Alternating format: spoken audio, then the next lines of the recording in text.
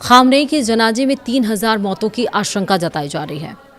Iran ने आखिरकार इतनी बड़ी तैयारी क्यों की है और 3000 मौतें कौन टारगेट कर रहा है ईरान को फिर से? नमस्कार, आप देख रहे हैं न्यूज़ 18 का डिजिटल प्लेटफॉर्म। मैं हूं आपके साथ श्रुति श्रीवास्तव। ईरान के पूर्व सुप्रीम लीडर अली खामनेई की अंतिम यात्रा में भारी भीड़ के कारण 1500 से 3000 लोगों की मौत की आशंका जताई गई है।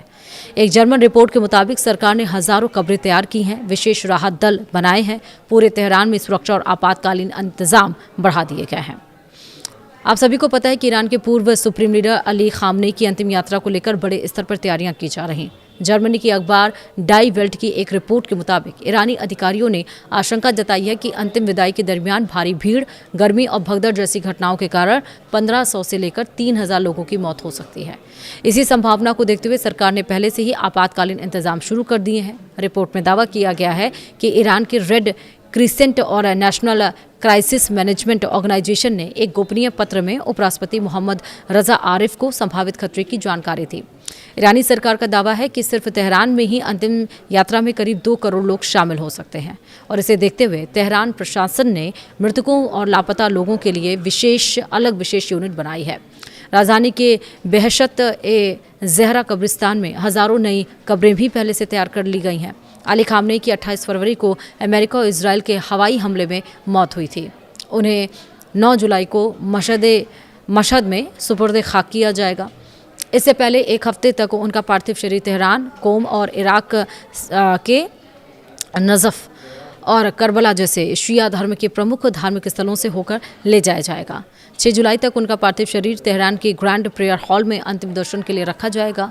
रिपोर्ट के मुताबिक भीड़ को नियंत्रित करने के लिए तेहरान में 24 घंटे मुफ्त मेट्रो और बस सर्विस चलाई जाएगी। हजारों बसें तैनात की गई हैं। स्कूल और मस्जिदों को बाहर से आने वाले लोगों के ठहरने की व्यवस्था के लिए तैयार किया गया है। शहर में सुरक्षा बढ़ा दी गई है और कुछ इलाकों में आवाजाही तथा हवाई सेवाएं पर भी असर पड़ सकता है। बताया गया है कि केवल तेहरान में 3 दिन के कार्यक्रम पर लगभग $1.7 करोड़ खर्च होने का अनुमान है। ईरान इस बार अतिरिक्त सतर्क इसलिए भी है क्योंकि पहले भी बड़े जनाजों में हादसे हो चुके हैं। 2020 में IRGC कमांडर कासिम सुलेमानी की जनाजे में भगदड़ से 56 लोगों की मौत और 200 से ज्यादा लोग घायल हो गए थे। वहीं 1989 में इस्लामिक गणराज्य के संस्थापक आयतुल्लाह रूहुल्लाह खामनेई को जनाजे में कम से कम 8 लोगों की मौत और 11,000 से ज़्यादा लोग घायल हुए थे। रिपोर्ट में ये भी कहा गया है कि सरकार को सिर्फ भीड़ से नहीं बल्कि आंतरिक राजनीतिक तनाव से भी चिंता है। कुछ कट्टरपंथी गुट अमेरिका के साथ हुए हालिया शांति समझौते का विरोध कर रहे हैं और ऐसे में अंतिम विदाई के दरमियान सुरक्षा व्यवस्था को लेकर सरकार कोई जोखिम नहीं लेना चाहती है।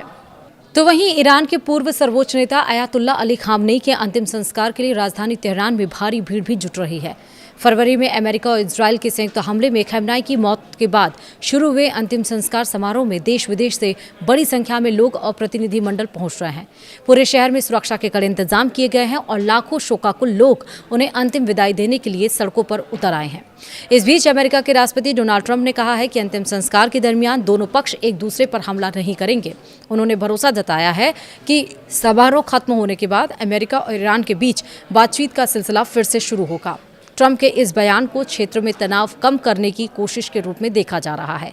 हालांकि दूसरी ओर मध्य पूर्व में हिंसा थमती नहीं दिख रही है। इजराइल सेना ने दक्षिणी लेबनान और गाजा पट्टी में अपने सैन्य अभियान जारी रखे हैं। लेबनान में हुए हमले में कम से कम एक व्यक्ति की मौत हो गई, जबकि उत्तरी गाजा शहर और जबालिया शरणार्थी शिविर पर हमलों में 2 फिलिस्तीनियों के मारे जाने की खबर है।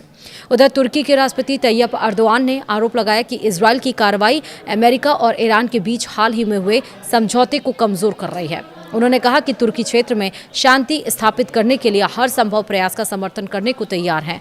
वहीं दूसरी ओर दिवंगत अयातुल्लाह अली खामनेई के बेटे और ईरान के वर्तमान सुप्रीम लीडर के अंतिम संस्कार समारोह में आने को लेकर सस्पेंस बना हुआ है।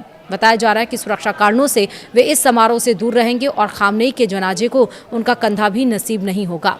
ईरानी विशेषज्ञों के मुताबिक इजराइल के हमलों की आशंका के चलते उन्हें इस कार्यक्रम में सार्वजनिक रूप से नहीं लाया जाएगा। तो एक तरफ सुरक्षा के कड़े इंतजाम है, दूसरी तरफ उनके बेटे इस अंतिम संस्कार में नहीं आएंगे, तीसरी तरफ ट्रंप ने भी कह दिया है कि आखिरकार जब तक अंतिम यात्रा चल रही है तब तक कोई यहाँ पर हमला नहीं होगा। लेकिन पिछले जो 2 दशक हैं उसमें देखा गया है कि ईरान में अंतिम संस्कार के दरमियान भगदड़ मचती है, लोगों की मौत होती है, कई सारे लोग घायल होते हैं। उन्हीं को देखते हुए, उन्हीं इंसिडेंट्स को देखते हुए इस बार व्यापक इंतजाम किए गए हैं। फिलहाल वीडियो में इतना ही। नमस्कार।